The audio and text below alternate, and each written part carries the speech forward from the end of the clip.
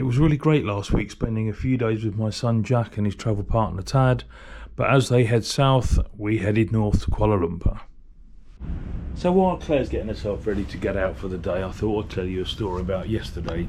It was a bit of a disaster. We were told we didn't need to book any buses to go from Malacca to Kuala Lumpur because they were all running every 15 minutes and were all empty. And I looked on EasyBook, the app, and indeed there were buses galore with 2 or 3 seats booked only. So we met up with Jack and his mate Tad. We had a game of cards and a cup of coffee before they headed off to Singapore. And then the host of our place that we saw said, "Oh, which bus are you on? They look all busy." So the first bus we could actually book was 5:45. So we got to the bus station a little bit early, about 4:30. Only to see the biggest thunderstorm we've seen for God knows how long, and the signs then popped up, delayed. Our bus and a couple of others. What time did it arrive? 7 o'clock. By the time we left, an hour and a quarter late. It's about a 2.5 hour trip to Kuala Lumpur. No, it took nearly 4 hours, if not longer. So we pulled into the bus station in Kuala Lumpur about 11:30. And walked down to the taxi rank. Well, there's a taxi, not a bloody bugger inside. So I tried to go on to the Grab app, which is like Uber but for the Far East, and nobody wanted to pick up from the bus station. So eventually we had to haggle with a little Chinese little bastard who charged us 50 ringgit. You're supposed to only get into metered taxis here, but they weren't metering, and then there's no other options. So we paid 50, which is a tenner, and this morning the app looked like it's about a 15 trip, £3, not the tenner. Anyway, such is life. By the time we got here was just after 12:30. Yeah. Luckily the guys in reception were still here. They let us in. It's now 10:30. Claire's putting on layer number 74 that she needs. Cream after sun lotion after or God knows what, and then we're going to go and have a wander. We've lost half a day, so I think we're probably going to stay another day because there's a lot to do in Kuala Lumpur. Our room, well, I can't turn around show you much of it because Claire ain't got a lot on. The bed is a 2-sided window. It's a tiny little corner room. A great big glass screen for the bathroom, and as always, nice bathroom, shower, the towel rails hanging off, the curtains are hanging off. The curtains this side don't have any black bit in them. The windows blackout. This is glass, the other side's all plastic. But we're in the middle of a city centre. It's 20 quid a night. I'm not going to show you the stains on the sheets, they're not fantastic, but it is clean, it smells clean. They're just old stains. Anyway, so that's the story for today. I've witted on a bit too long. Oh, one thing I've got to show you before I go is this on the ceiling. That Qiblat points to Mecca. So if you're one of the locals and you need to know where Mecca is, it's up there. It's that way. We had a spot of breakfast in a lovely little French bakery. Ho ho ho ho. Nice, wasn't it? It was lovely. And we come up to the KL Tower. Opened in 1996. It is the 7th largest communication tower with an observation deck for us at the top in the world. It's a hell of a walk up this hill. Claire's flagging today. I think we're going to send her to bed shortly. I am tired. The heat here is quite sapping, and I'm not eating the same kind of foods as I was eating at home, as in I'm not eating that many veg, so I'm drained a little bit, but still excited to be here and go and see this tower.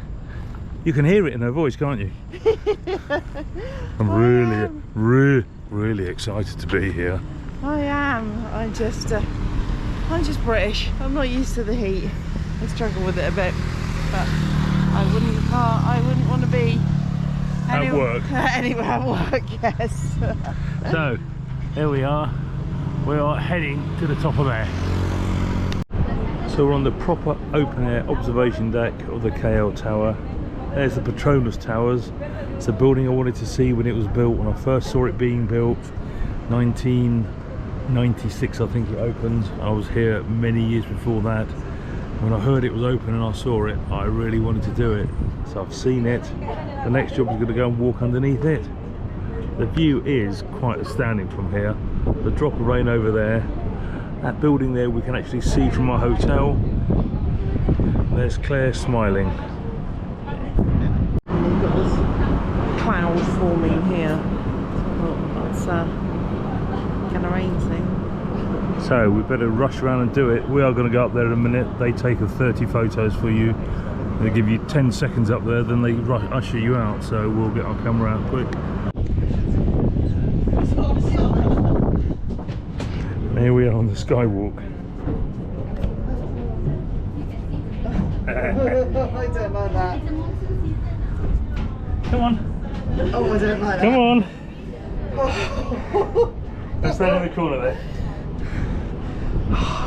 Oh, I don't like that at all. I'll sit down. So from this little sky deck hanging over, we've got 40 seconds left. I'm going to use every second of it I can. See the rain coming over here. Great views around, but that's a hell of a view down, isn't it? So, hun, there's the tower that sticks out about 20 feet from the edge with a glass bottom floor. I'm not sure if the crack there should be alright. I think it was. Thank you. How was that for you? I'm surprised at how badly I did with that. I thought it'd be amazing to see, but actually stepping out is terrifying. It really is scary. I think I need to work on my sky bridges, so I think you need to take more of them so I get used to it. That's scary. So it's 7 o'clock. This is the view from the window of a hotel. Finally stopped raining. That there is a supermarket for Filipinos. That building there, one lit up right in front of us, is completely hiding the Kuala Lumpur Tower. So no wonder we can't see it. I'll have a quick view out the window. Hey, it's good having long arms to see. I'm going to take a stroll down the road about 200 yards and we'll show you the building from there. So our hotel is just up there, literally where that bridge crosses over, and as I showed you just now, this great big building covers the KL Tower, which is well hidden behind it. So here we are, we've rocked up on the street side, back to normality for Asia for us. A couple of big beers. It's still a lot more expensive here than it is in Thailand. These are about £4 a bottle. If you want fish, they're still in the tanks waiting to be cooked. I haven't got a clue what we're going to eat. Claire is here looking. She's going to order for both of us tonight. She's not looking sure what to have because there's so much on the menu. I'm choosing. There's so much to read. I'm choosing. And somebody keeps talking at me. It's difficult to read. The weather is an awful lot cooler. We were sweating our you know what's off earlier today and had a bit of a sleep and went to see the KL Tower, the light, and now it is, I wouldn't say chilly, it is probably perfect weather for the British. So here we are at Batu Caves, somewhere I haven't been to for 40 years and Claire's been on her tick list for a very long time. A great big monkey god there. Last time I came I only remember seeing the stairs up to the top, but there seems to be lots of little temples around. We now know why, because Claire read the sign that said it was built 2011. So maybe when I was here it was only the stairs. Probably, because none of these buildings were here when you were here last. I suppose as it gets more and more touristy, stuff's added to it to make it worth coming for the day. It does look quite, compared to everything else we've seen, quite dirty here. It is, very. So, it is lovely to see this again. There's the stairs and the huge statue, I remember seeing that. I'm almost convinced when I came here, this was all just flat mud. It was about an hour's drive out of town. The town now comes right to the edge here. It is now a tacky tourist destination. It's very tacky. but I'm still in awe of those stairs, slightly nervous about how I'm gonna make it up there. That is the only bit I remember of the whole thing. None of this was here. My God, progress for you, eh? The Batu Cave Temple Complex consists of 3 main caves and a few smaller ones. The biggest is referred to as the Cathedral Cave or the Temple Cave and has huge high ceilings. To reach it, we've got to climb 272 beautifully painted steps. Many of the shrines relate to the story of Lord Murugan's victory over the demon Surapadam. Hopefully I got that right.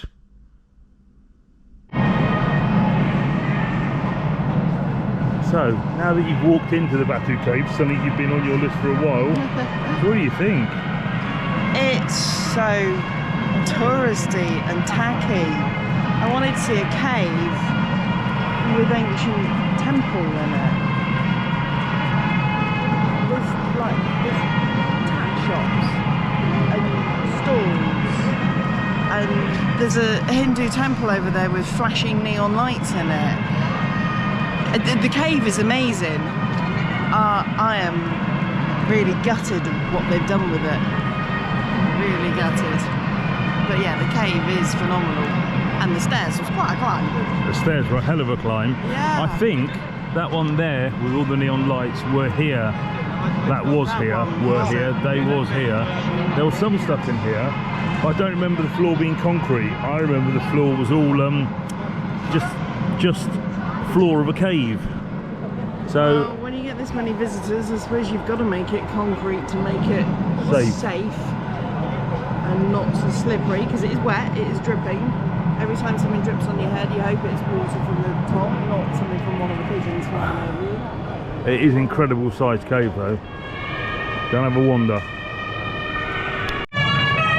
Well, it might all be a little bit cheesy and touristy, but in this main temple there are only Hindus, and they're still doing some sort of worship, remembering Diwali actually finished yesterday.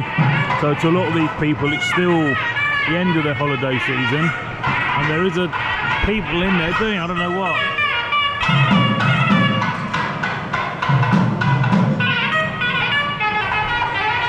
There are a lot of people sat watching. Should have said stood watching, of course.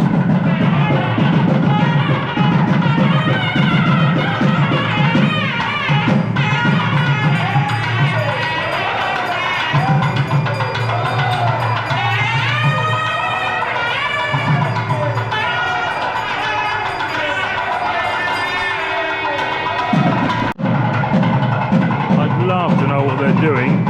Something orange is just being poured everywhere. They're using lots of water, making offerings.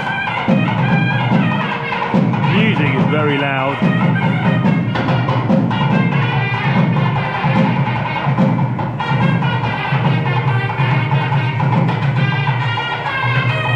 Very interesting to see a different culture, religion doing their thing.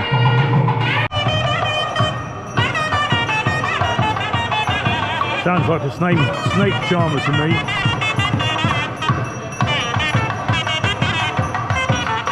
It's been a lovely morning here at Batu Caves, but we have learnt a lot of things. Everything that I thought I saw here 40 years ago has changed.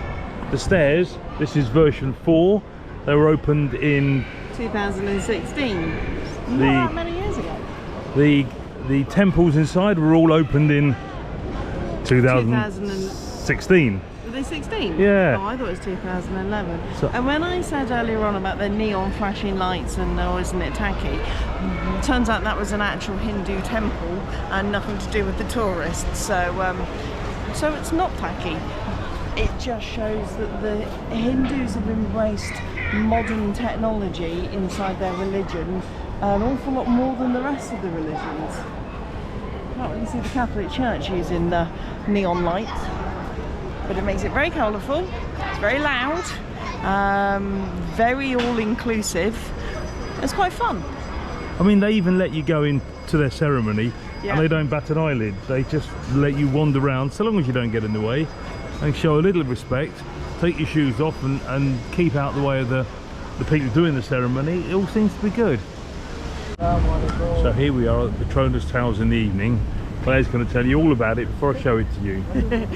The Petronas Towers were completed in 1998. They were the tallest building in the world until 2006. They are still the tallest twin towers in the world, and they are the tallest building in Malaysia until the new one is the Merdeka Tower is opened, which officially is opened next year. But it's still, that's the tower over there. You can see the spire lit up. And it is an awful lot taller. That tower is the second tallest building in the world. It hasn't officially been opened, so these are still officially the tallest building, although that one is a lot taller. Look at them, they glow. I kind of wasn't expecting them to glow. It's almost shiny silver, isn't it? It is. Huge shopping centre, and we've turned up just as the evening show starts. Didn't even know this was happening.